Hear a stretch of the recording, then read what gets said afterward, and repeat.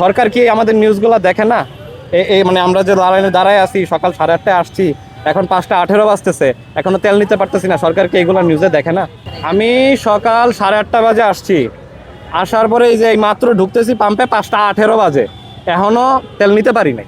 আমার তো আজকে সারাদিনই ঘুরতে ভাই, আমি তো রাইড শেয়ার করে আমি আমার সংসার চালাই। যেদিন তেল নেই ওই দিনই সারাদিন আমার শেষ। কত ঘন্টা দাঁড়াইছিলেন, কত লিটার তেল পেলেন আপনি? সকাল 8টা বাজে দাঁড়াইছি এখানে, মাত্র পৌঁছাইলাম। ওই আপনার পাশে 1000 টাকা দিছে। 1000? এই সকাল থেকে এই পর্যন্ত দাঁড়িয়ে 1000 তেল পেয়েছেন, আসলে কতটুকু ক্ষতি হলো আপনার? আমার তো আজকে সারাদিনই ঘুরতে ভাই, আমি তো রাইড শেয়ার করে আমি আমার সংসার চালাই। এই প্রত্যেক দিনই আসলে তেলে যে এই সমস্যা দেখা যাচ্ছে, দীর্ঘ লাইনে দাঁড়িয়ে থেকে আসলে 2 ঘন্টা দাঁড়িয়ে থেকে আপনার তেল নিচ্ছেন, তাতে আসলে কত টাকার আসলে আপনার ক্ষতি হচ্ছে প্রত্যেক দিনে আসলে আপনার? ভাই আসলে আবার এই যে আমাদের এখন 1500 টাকা তো ইনকাম করতে পারি, আবার এই যে বা এর বেশি হয়, আবার এই যে 1500 টাকা ধরলাম। এই যে আমি সকাল 8টা বাজে আসলাম, আজকে আমার দিন শেষ। আমি আজকে আর মারতে পারবো না, সারাদিন খাই নাই, দুপুরে লাঞ্চও করি নাই, এই লাইনে দাঁড়ায় রয়েছি, এখন তো আর সম্ভব না। তার মানে আজকে সারাদিন আমার শেষ, আমি আজকে আর রাইড মারতে পারবো না। এরকম যেদিন তেল নেই ওই দিনই সারাদিন আমার শেষ।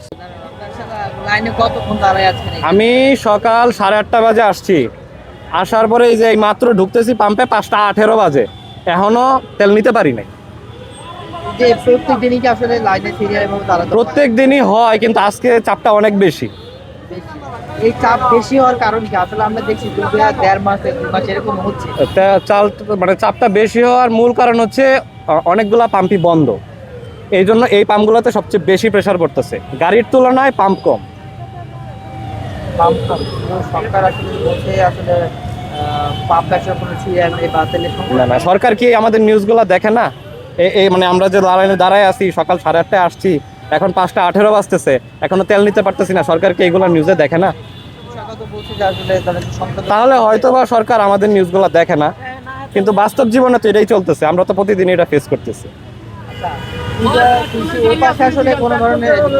জি জি জি, আমরাও শুনতে পারছি যে ভিআইপি গাড়িগুলো যেগুলো আসে, মানে যেগুলো হচ্ছে আপনার কার্ডের গাড়ি বা পুলিশ সদস্যদের গাড়ি, কি নাকি একটা কার্ড আছে, ওই ভিআইপি কার্ড দিয়ে আইসা ওনারা ওই পাশ দিয়ে আসে, উল্টা এসে ওনাদের মতন ওনারা নিয়ে চলে যায়।